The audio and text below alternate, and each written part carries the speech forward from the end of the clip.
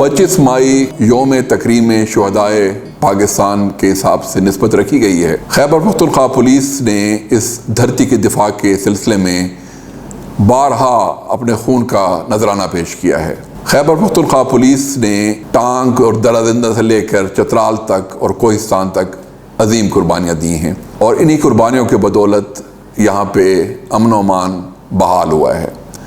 आज भी हमारा सूबा एक मुश्किल वक्त से दो चार है, लेकिन हमारे सिपाहियों ने डिस्पाइट तमाम मुश्किलात के अपना हौसला बुलंद रखा है।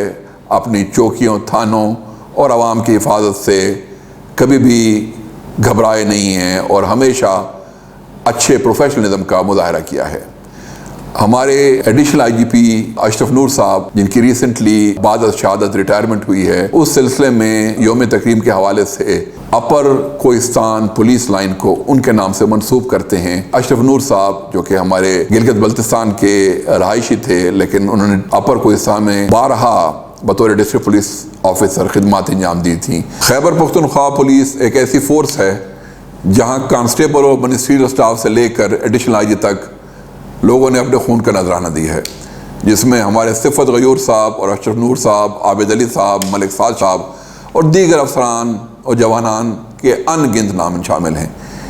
ये शहीदों की और गाजियों की फोर्स है और इन्होंने हमेशा हर हालात में मादरे वतन की दिफा की है।